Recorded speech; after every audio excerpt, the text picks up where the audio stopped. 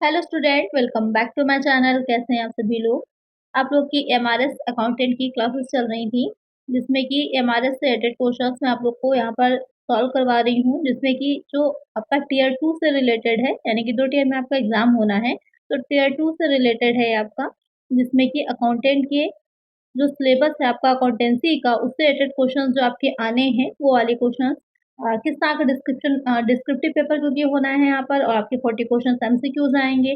तो किस तरह के क्वेश्चंस बनेंगे, किस तरह से आपको टॉपिक वाइज अपनी तैयारी करनी है, वो यहाँ पर मैं आप लोग को करा रही हूँ। और जो टीयर 1 की तैयारी है कि टीयर 1 में किस तरह के क्वेश्चंस आपके आने हैं, आपको कैसे तैयारी करनी है और प्रीवियस ईयर के क्वेश्चंस कैसे रहे हैं, उसके लिए मेरा जो दूसरा चैनल है पीवाईक्यू ज़ोन के नाम से, अगर आपने अभी तक नहीं देखा है तो उसको भी ज़रूर से देख लीजिएगा, सब्सक्राइब कर लीजिएगा। ये चैनल है पीवाईक्यू ज़ोन, और यहाँ पर आपको जितने भी 2023 में जो पेपर इसका हुआ था, उससे प्रीवियस ईयर में जो क्वेश्चंस आए थे आपके, जो टियर 1 से रिलेटेड हैं, जैसे कि जनरल अवेयरनेस है, हिंदी है, इंग्लिश है, आईसीटी के क्वेश्चंस हैं, वो सब आपको, रीजनिंग है, वो सब आपको इस चैनल पे देखने को मिलेंगे। तो ज़रूर से इसको सब्सक्राइब कर लीजिएगा, और यहाँ पर आपको सारे पीवाईक्यूज़ मिल जाएँगे। इसके अलावा इसकी प्रिपरेशन भी मैं आप लोग को करवा रही हूँ, जहाँ पे आपको प्रैक्टिस सेट मिलेंगे। तो ज़रूर से इस चैनल को विज़िट करिएगा टियर 1 की तैयारी के लिए, और यहाँ पर आपको इस चैनल पर टियर 2 की कंप्लीट अकाउंट की तैयारी मैं करवाऊँगी। इसमें आपके टॉपिक वाइज़ क्वेश्चंस रहेंगे। तो प्रीवियस वीडियो जो आई थी, वहाँ पर हमने देखा था कैपिटल एंड रेवेन्यू एक्सपेंडिचर के बारे में कि किस तरह के होते हैं, या फिर रिसिप्ट जो होती हैं, उसकी क्या फीचर्स होते हैं, इम्पोर्टेंट सारी चीज़ों को देखा था, एग्ज़ाम्पल्स को भी देखा था। आज की वीडियो का जो टॉपिक हमारा रहेगा वो डिप्रिसिएशन होगा, जिसे हिंदी में ह्रास बोला जाता है। तो डिप्रिसिएशन क्या होता है, कितने टाइप का होता है, किस तरह से उसको चार्ज किया जाता है, उसके मेथड्स क्या होते हैं, और उसके कुछ हम एमसीक्यू क्वेश्चंस भी सॉल्व करेंगे। तो आइए शुरू करते हैं, लेकिन शुरू करने से पहले चैनल को सब्सक्राइब नहीं किया है, देख रहे हैं आप, तो ज़रूर से सब्सक्राइब कर लीजिएगा और वीडियो को लाइक कर दीजिएगा। आप लोग शेयर नहीं करते हैं, प्लीज़ ज़्यादा से ज़्यादा वीडियोज़ को शेयर किया करिए। पीडीएफ इसकी आपको जो टेलीग्राम चैनल है वहाँ पर मिल जाएगी, तो टेलीग्राम चैनल को भी ज्वाइन कर लीजिएगा। लिंक आपको इस वीडियो के डिस्क्रिप्शन में मिल जाएगा, या फिर कमेंट सेक्शन में भी मैं दे दूँगी, वहाँ से भी आप ज्वाइन कर सकते हैं। और जो सेकंड चैनल है उसको भी ज़रूर से देखिएगा टियर 1 की तैयारी के लिए। तो आइए शुरू करते हैं और देखते हैं कि डिप्रिसिएशन होता क्या है। तो डिप्रिसिएशन, क्योंकि आपका डिस्क्रिप्टिव भी आना है क्वेश्चंस, 15 क्वेश्चंस जो हैं वो डिस्क्रिप्टिव ही आएँगे। 40 क्वेश्चंस इसमें एमसीक्यू पूछे जाएँगे, और 15 क्वेश्चन जो होंगे आपके डिस्क्रिप्टिव होंगे, जो टियर 2 की बात हो रही है उसमें। तो उसके अकॉर्डिंग आपको तैयार करना है कि अगर पूछा जाता है कि डिप्रिसिएशन क्या होता है, तो वैसे ही मैं आप लोग को पढ़ा भी रही हूँ। उसकी मीनिंग को बताना, साथ में उसके जो एक डेफिनेशन है उसको भी बताएँगे, फीचर्स उसके बताएँगे, क्या उसके ऑब्जेक्टिव्स होते हैं। इस तरह से कि क्वेश्चंस आपके जैसे भी पूछे जाएँ, आपको अच्छे से पता हो कि हमको आंसर कैसे लिखना है और कितना आंसर हमको लिखना है। तो डिप्रिसिएशन होता क्या है, आप सभी को पता है मूल्यह्रास के बारे में। The word is depreciation is derived from a Latin word depretium, where de means जो होता है डिक्लाइन एंड प्रीटियम मीन्स हो जाता है प्राइस। एक क्वेश्चन बहुत ज़्यादा आजकल ट्रेंड में है कि जो जो भी चीज़ें होती हैं उनकी मीनिंग पूछी जा रही है कि वो वर्ड जो है वो किससे लिया गया, ग्रीक वर्ड है, लैटिन है, कहाँ से लिया गया है। तो डिप्रिसिएशन वर्ड जो है वो लैटिन वर्ड जो होगा डेप्रिटियम, उससे लिया गया है। और इसको 2 भागों में एक तरह से तोड़ा जाता है। पहला हो जाता है डी, इसका मतलब होता है डिक्लाइन, डिक्लाइन का मतलब होता है गिरावट आना या फिर कमी होना। और प्रीमियम का मतलब क्या हो जाता है, प्राइस यानी कि कीमत। तो कीमत में गिरावट आना ही क्या कहलाता है, डिप्रिसिएशन कहलाता है, अगर वर्ड मीनिंग की बात की जाए। Thus the word depreciation stand for decline in the value of asset।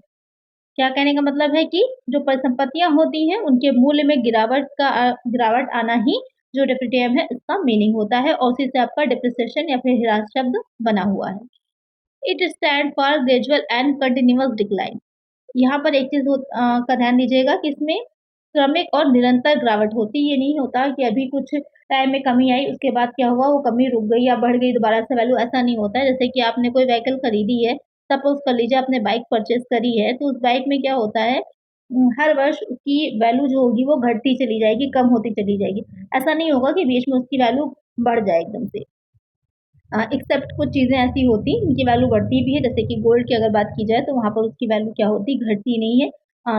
उतार चढ़ाव लगा रहता है, उसी के अकॉर्डिंग आपकी वैल्यू भी क्या हो जाती है, घट बढ़ सकती है। लेकिन यहाँ पर जो बात हो रही है इस तरह के एसेट्स की हो रही है, जो कि जिनकी वैल्यू जो होती है लगातार टाइम टू टाइम इसमें घिसावट आती है, अपरेशन के कारण से कोई भी रीज़न हो सकता है। अभी कारण भी हम देखेंगे कि डिप्रिसिएशन के क्या रीज़न्स होते हैं, कॉज़ क्या होते हैं, उससे उनके मूल्य में गिरावट आती है और ये गिरावट किस तरह की होगी, क्रमिक होती है, यानी कि ग्रेजुअल होती है और साथ ही कंटीन्यूअस होती है, लगातार होती रहती है। In a simple word, depreciation may be defined as permanent decrease in the value of asset due to use and or the lapse of the time. तो सिंपल से वर्ड्स में अगर हम कहें कि डिप्रिसिएशन क्या होता है, तो उपयोग करने या समय बीतने के कारण कि आपने उस चीज़ को यूज़ किया तो उसमें आपने बाइक को चलाया तो क्या होता है उसके जो भी छोटे-छोटे पुर्जे या जो भी चीज़ें लगी होती हैं, टायर्स होते हैं, उनमें धीरे-धीरे क्या होता है घिसावट आती है, खराब होते जाते हैं, तो आपको उनको बदलना होता है या फिर कभी-कभी होता है आपने नहीं भी यूज़ किया तब भी आपके पास वो चीज़ है, धीरे-धीरे समय बीतने की वजह से उसकी वैल्यू में कमी आ जाएगी, मॉडल पुराना हो जाएगा तो अब मार्केट वैल्यू उसकी उतनी नहीं रहेगी जितने में आपने उसको परचेज़ किया होगा। उसे क्या कहा जाता है? डिप्रिसिएशन कहा जाता है। समझ में आ गया आपकी? इस तरह से अगर आप लिख देंगे डिप्रिसिएशन की बारे में, कहाँ से लिया गया है, उसका मीनिंग क्या होता है, उसकी कुछ फीचर्स भी इसमें आ गए आपके, तो एग्ज़ामिनर जो भी होगा उसको क्लियरली समझ में आ जाएगा कि आपको बहुत अच्छे से इस टॉपिक की या इस क्वेश्चन की नॉलेज है। अब यहाँ पर देख लीजिए डेफिनेशन अकॉर्डिंग टू कार्टर, यहाँ कार्टर एक डेफिनेशन है। Depreciation may be defined as the permanent and gradual decrease in the value of asset from any cause. यहाँ पर कह रहा है कि मूल्यह्रास को किसी भी कारण से परिसंपत्तियों के मूल्य में स्थायी और कमी कमी के रूप में परिभाषित किया जा सकता है। बहुत इजी से डेफिनेशन है, जिसे आप इजीली लर्न कर सकते हैं, याद कर सकते हैं। अब यहाँ पर कुछ और वर्ड दे रखे हैं। तो जब डिप्रिसिएशन की बात होती है तो और भी इससे जुड़े हुए कुछ वर्ड होते हैं जहाँ पर कन्फ्यूज़न आती है, तो उसको भी मैंने शामिल किया है जिससे कि आप देख लें और आपको क्लियर हो जाए। जैसे कि यहाँ पर देख रहे हैं आप डिप्लेशन यानी कि कमी। Depletion implies removal of available resources, coal from coal mine, oil out of oil well. यहाँ पर आपने बाइक के बारे में तो ये देख लिया कि उसकी मार्केट वैल्यू कम हो गई या चाहे टूट-फूट हो गई या घिसावट आई जिसकी वजह से उसकी वैल्यू कम हो गई। लेकिन कुछ ऐसी चीज़ें होती हैं जिसमें भी डिप्रिसिएशन होता है, लेकिन वो थोड़ा दूसरे रूप में होता है, जैसे कि यहाँ पर बताया है, कोयला खदान से कोयला निकालना या फिर तेल कुएँ से आप जब तेल निकालते जाते हैं, तो धीरे-धीरे क्या होता है उसमें कमी आती जाती है, तो उसमें इस तरह का डिप्रिसिएशन लगता है। नेक्स्ट है यहाँ पर अमोर्टाइज़ेशन यानी कि परिशोधन। The process of writing off intangible assets such as goodwill, patent and trademark ETC is called amortisation. यहाँ पर कह रहे हैं जो अमूर्त संपत्तियाँ होती हैं जैसे कि गुडविल है, पेटेंट है, ट्रेडमार्क है आदि को हम क्या करते हैं, अगर कि कोई भी आप बैलेंस शीट देखते हैं उसमें गुडविल है, ये सब चीज़ें दे रखी हैं तो उसको बहुत अच्छा नहीं माना जाता। ये माना जाता है कि वहाँ पर प्रॉफ़िट सफिशिएंट नहीं हुआ है इसीलिए वो अभी तक दिखा रही है बैलेंस शीट में, नहीं तो उसको रिटर्न ऑफ कर देना चाहिए था। क्योंकि जो भी ख्याति होती है, सारी संपत्तियाँ हैं जो इंटेंगिबल होती हैं, उनको धीरे-धीरे क्या होता है रिटर्न ऑफ कर दिया जाता है, समाप्त कर दिया जाता है। तो यहाँ पर जो पेटेंट और ट्रेडमार्क होगा तो आपने इनकम टैक्स में देखा होगा कि इस पर भी क्या लगता है डिप्रिसिएशन चार्ज किया जाता है। तो उसको क्या कहते हैं उसको हम परिशोधन अमोर्टाइज़ेशन कहा जाता है। उसके बाद नेक्स्ट आ जाता है इसमें obsolescence यानी कि when an asset becomes outdated due to new or improved technology or innovation, this is called obsolescence। यानी कि अपक्षलन जिसे कहा जाता है कि जब कोई संपत्ति नई या उन्नत तकनीकी आविष्कार के कारण पुरानी हो जाती है तो उसे अपक्षलन कहते हैं। यानी कि पहले आपने देखा था कि कीपैड वाले मोबाइल बहुत ट्रेंड में थे, वो हम यूज़ करते थे, फिर टच स्क्रीन आ गए, फिर फोल्ड स्क्रीन वाले आ गए। कई तरह के आपके क्या हुआ जैसे-जैसे टेक्नोलॉजी बढ़ती गई वैसे-वैसे जो है काफ़ी एडवांस चीज़ें आती गईं। तो पुरानी चीज़ों का क्या हुआ हमने यूज़ करना धीरे-धीरे बंद हो गया। अब कीपैड वाले बहुत ही रेयरली आप देखेंगे किसी को कोई यूज़ करता होगा। धीरे-धीरे क्या हुआ जैसे नोकिया के जो फ़ोन्स थे अब वो नहीं आपको दिखते हैं। जबकि उनकी क्वालिटी बहुत अच्छी होती थी। आज के जो फ़ोन्स आ रहे हैं उनकी क्वालिटी इतनी अच्छी नहीं होती है। क्या हो गया कि एडवांस टेक्नोलॉजी आने की वज़ह से हमने उसको यूज़ करना छोड़ दिया और हम नई चीज़ों की तरफ आ गए। तो यही चीज़ हो जाती है कि इसके कारण अपक्षलन के कारण भी कभी-कभी चीज़ें जो होती हैं वो पुरानी हो जाती हैं और उनकी जगह पर हम नई चीज़ों को लेकर आते हैं। तो ये हो जाता है आपका डिप्रिसिएशन और कुछ ऐसे वर्ड्स जो आपको कन्फ्यूज़ करते हैं, तो वहाँ पर उनकी भी डेफिनेशन मैंने आप लोग को समझा दी जिससे कि कन्फ्यूज़न ना रहे।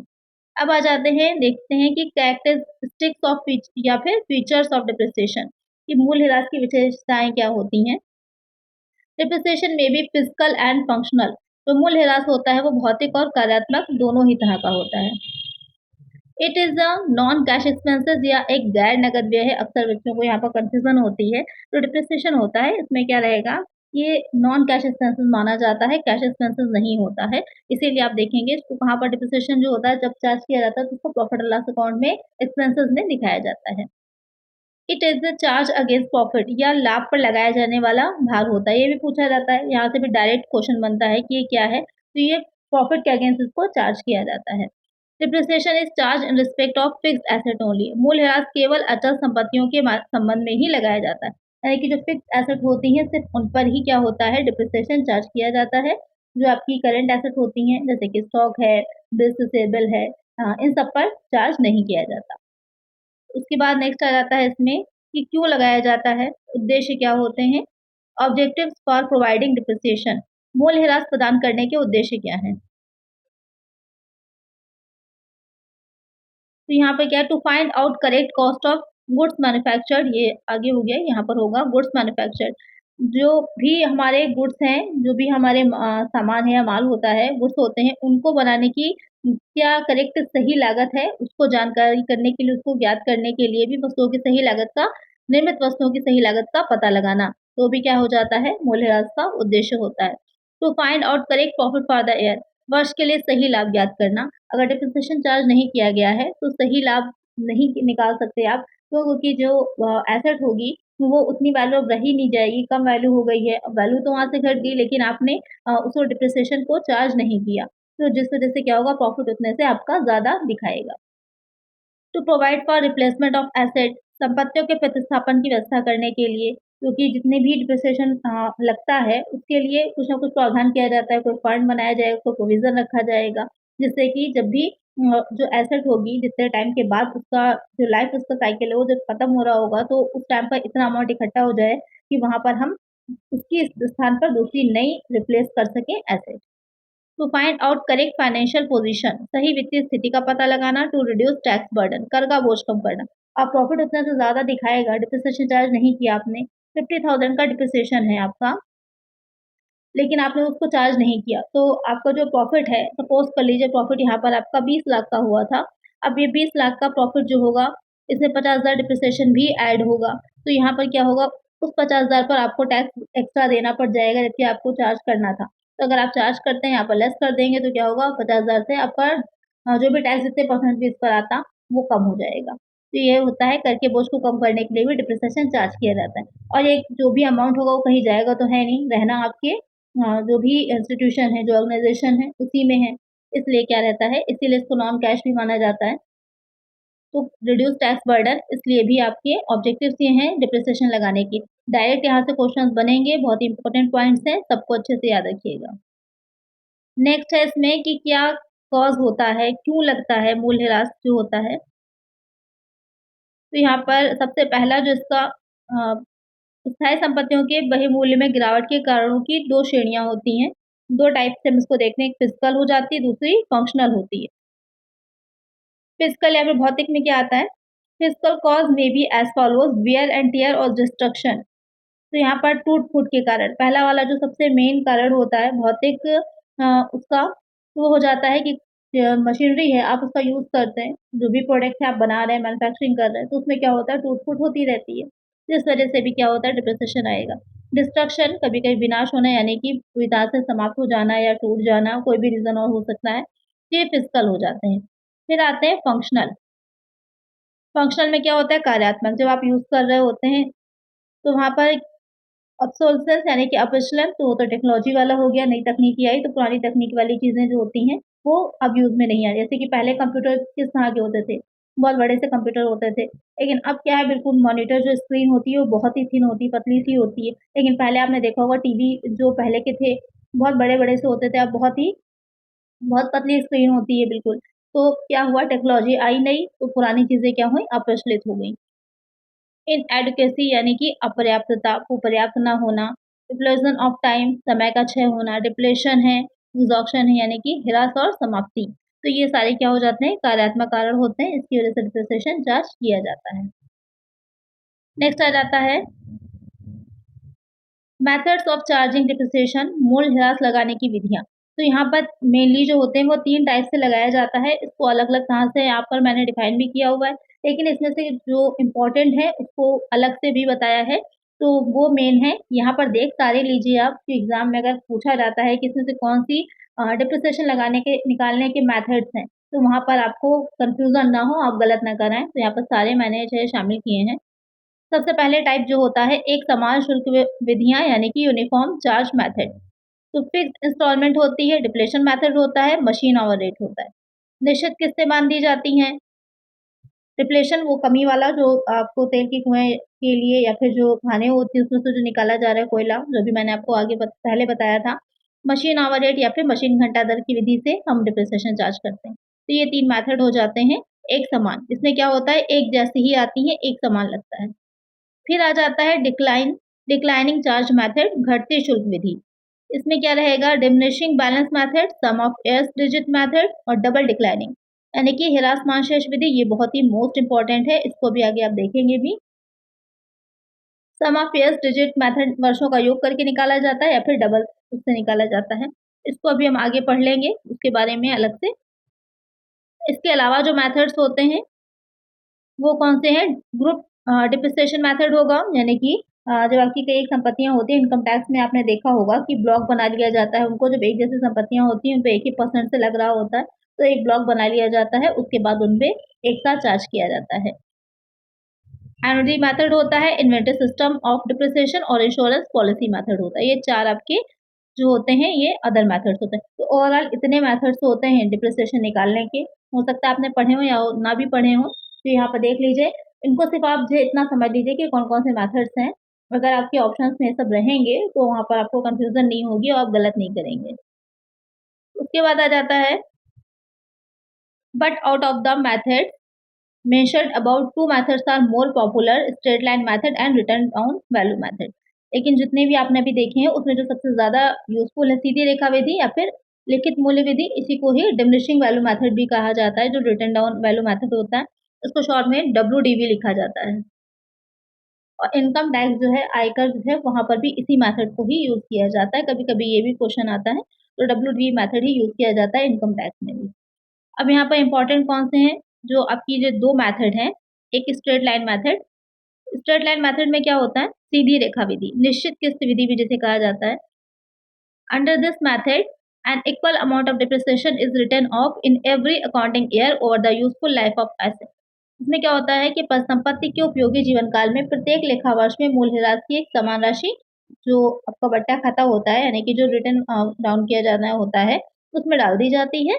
और इससे यहाँ से एक निश्चित अमाउंट होता है, जैसे कि 10% की दर से हमने एक प्रतिशत बांध दिया, तो हर वर्ष हमारा 10% ही लगेगा और हम कुछ भी उसमें से लेस नहीं करते। जैसे कि 1 लाख की अगर एसेट है आपकी और ये डिसाइड किया गया है कि इस पर 10% की दर से डिप्रिसिएशन चार्ज किया जाएगा, तो हर वर्ष आप देखेंगे कि कितना आएगा अमाउंट 10,000 ही निकल करके आएगा, कोई चेंजेस नहीं होंगे, 10,000 आएगा।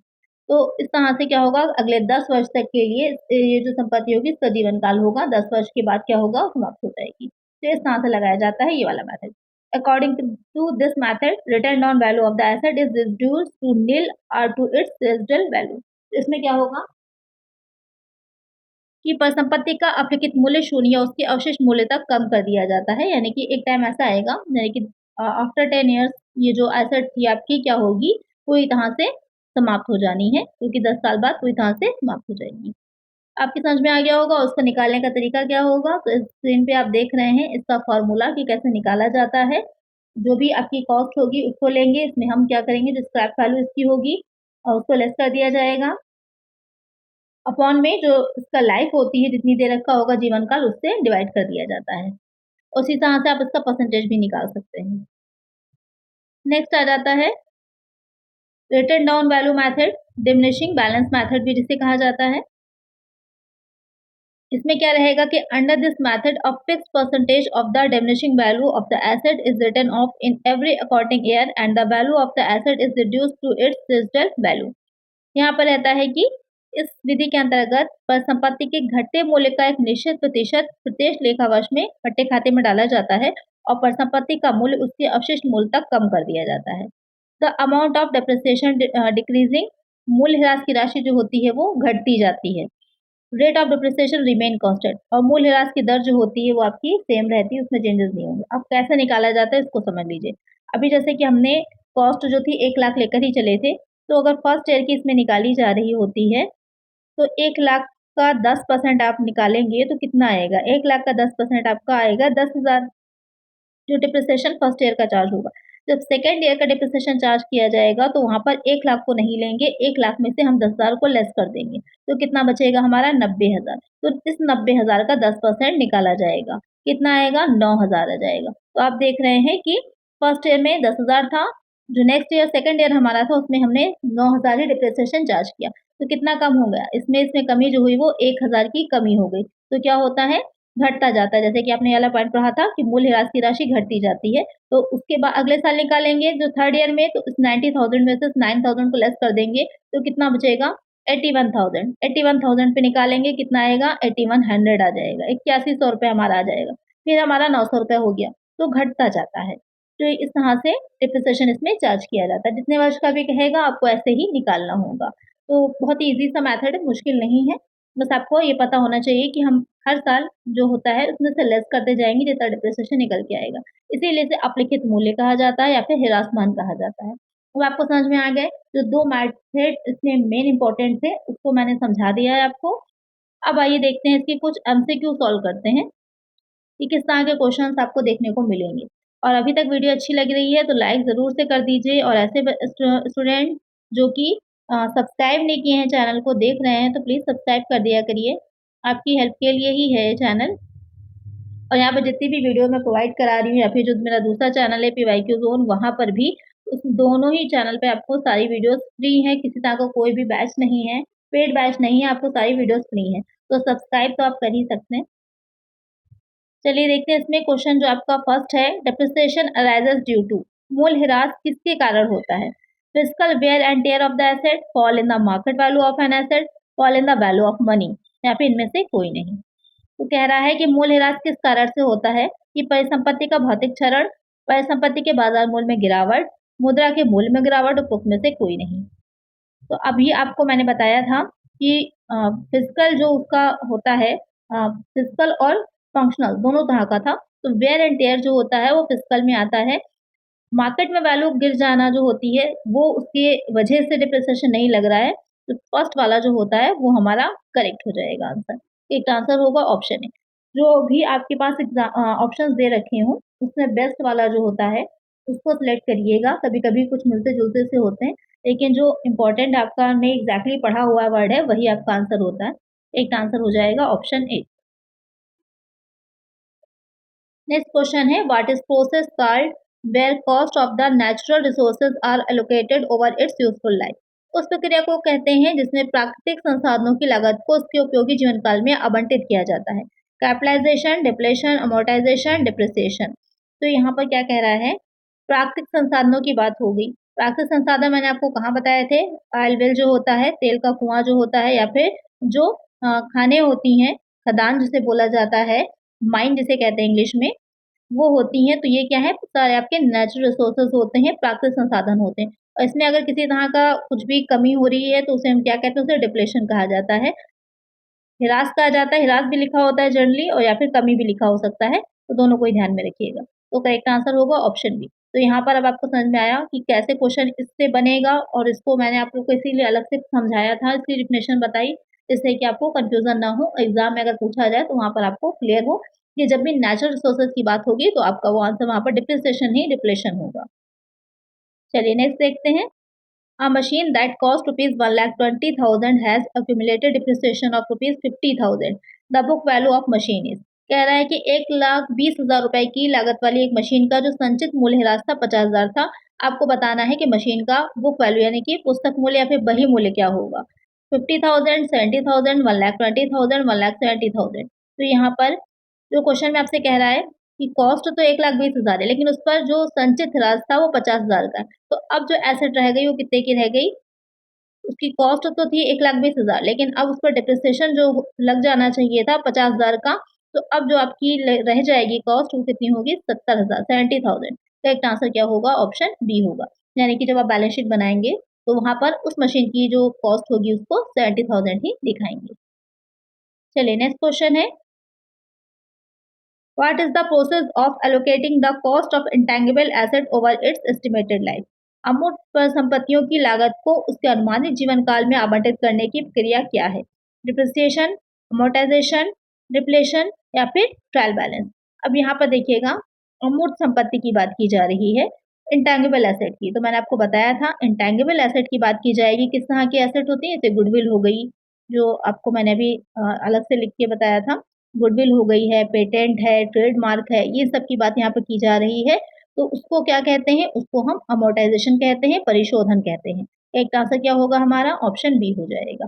तो इस तरह के क्वेश्चंस बनेंगे, एक-एक पॉइंट वाइज़ मैंने आप लोग को अलग कर कर के चीज़ें बताई हैं, जिससे कि किसी भी तरह के कन्फ्यूज़न आपको उस टॉपिक से रिलेटेड ना रह जाए।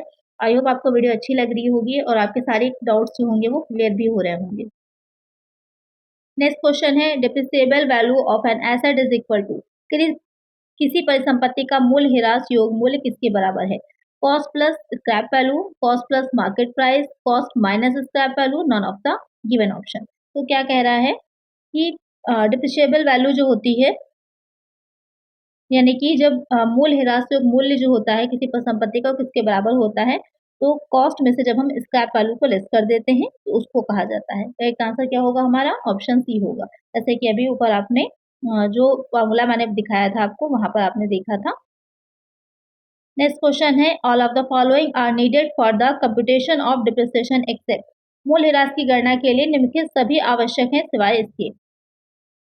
Expected disposal date, cost, residual value या फिर estimated total useful life to the present and future owners. यहाँ पर क्वेश्चन क्या कह रहा है? जब हम डिप्रिसिएशन चार्ज कर रहे होते हैं तो वहाँ पर इसमें से कोई 3 होंगे जो कि इम्पोर्टेंट होते हैं, कोई एक जो है वो इम्पोर्टेंट नहीं है, वो कौन सा आपको ये बताना है। तो एक्सपेक्टेड डिस्पोजल डेट तो वो तो इम्पोर्टेंट होती है कि कब जो संपत्ति होगी पूरी तरह से समाप्त हो रही, तो उसकी जो लाइफ पूरी रहती है। दूसरा कॉस्ट, लागत तो चाहिए ही, स्क्रैप वैल्यू भी चाहिए। लेकिन ये जो कह रहा है कि वर्तमान और भावी स्वामियों के लिए अनुमानित कुल उपयोगी जीवन, तो भावी स्वामियों से हमको मतलब नहीं है, तो जो ज़्यादा इम्पोर्टेंट नहीं होगा वो हो जाएगा आपका डी वाला ऑप्शन। यहाँ पर डिस्पोजल डेट जो है एक्सपेक्टेड, तो वहाँ पर आपकी जो एस्टिमेटेड या एक्सपेक्टेड लाइफ होती है उसके बारे में बता दिया गया है। जो फ्यूचर के ओनर की, तो वहाँ पर आपको फ्यूचर ओनर से मतलब नहीं है। आप जो बैलेंस अपना देखते हैं या अपनी जो बुक्स बना रहे हैं, तो जितना टाइम वो एसेट आपके पास है नहीं उसके अकॉर्डिंग होता है। तो एक आंसर हमारा ऑप्शन डी हो जाएगा। नेक्स्ट क्वेश्चन है, ये आपका एक न्यूमेरिकल क्वेश्चन है, तो इस तरह के न्यूमेरिकल क्वेश्चन आपके एग्जाम में बनेंगे। The sale of equipment costing ₹8,000 with accumulated depreciation of ₹6,700 and sale price of ₹2,000 would result in a, वो कह रहा है 6,700 रुपए के संचित मूल्य ह्रास और 2,000 रुपए के विक्रय मूल्य के साथ 8,000 रुपए की लागत वाले उपकरण की बिक्री से क्या होगा? गेन होगा 2,000 का, गेन होगा 700 का, लॉस होगा 700, लॉस होगा 600 का। तो यहाँ पर कहने का मतलब क्या है कि कोई इक्विपमेंट है जिसकी कॉस्ट कितनी है, जिसकी कॉस्ट क्या है वो है आपकी 8,000 की, 8,000 की कॉस्ट है और उस पर डिप्रिसिएशन कितना लगना है, डिप्रिसिएशन जो उस पर चार्ज होना है वो कितना होगा, 6,700 का होना है। तो अगर 6,700 का डिप्रिसिएशन होना है, 8,000 की एसेट है, तो अभी एसेट करंट में कितनी बची है आपके पास? सिर्फ 1,300 की ही तो एसेट बची, क्योंकि ये तो डिप्रिसिएशन आपका लेस हो जाना है। उसको आपने 2,000 रुपए का क्या किया है? सेल कर दिया है। तो 2,000 का अगर आप सेल कर देंगे उस एसेट को सेल किया 2,000 का आपने, और उसकी कॉस्ट कितनी है आपके पास अभी बची हुई, वो 1300 है, 1,300 है। तो कितना हो जाएगा आपका? 700 का गेन हो जाएगा। तो एक आंसर क्या होगा हमारा? ऑप्शन बी हो जाएगा। कहने का मतलब ये है कि अब आपके पास जो एसेट बची है उसकी वैल्यू जो अब रह गई है वो सिर्फ 1,300 ही रह गई है। तो उसको अगर आप 2,000 का सेल कर रहे हैं तो 700 रुपए आपके पास एक्स्ट्रा प्रॉफिट आ रहा है। तो एक आंसर हमारा ऑप्शन बी हो जाएगा। बहुत इंपॉर्टेंट क्वेश्चन है, ये आया हुआ क्वेश्चन है, अकाउंटेंट का ही किसी पेपर में क्वेश्चन पूछा गया था, तो इसीलिए मैंने इसको शामिल किया, जिससे कि आपको ये आइडिया लगे कि कैसे क्वेश्चंस आपके पूछे जा सकते हैं न्यूमेरिकल में भी। तो आई होप आपको ये वीडियो अच्छी लगी होगी, हेल्पफुल रही होगी। अगर अच्छी लगी तो लाइक ज़रूर से कर दीजिएगा और ज़्यादा से ज़्यादा प्लीज़ वीडियोज़ को शेयर किया करिए और हाइप किया करिए, जिससे कि और बच्चे जुड़ सकें, उन तक भी वीडियोज़ पहुँच सके। और अगर सब्सक्राइब नहीं किया है तो ज़रूर से कर लीजिएगा। तो आज की वीडियो में इतना ही। आई होप आपको टॉपिक अच्छा लगा होगा, वीडियो अच्छी लगी होगी। तो अच्छी लगी है तो लाइक करिएगा, शेयर करिएगा और सब्सक्राइब करिएगा। चलिए मिलते हैं नेक्स्ट वीडियो में। Thank you.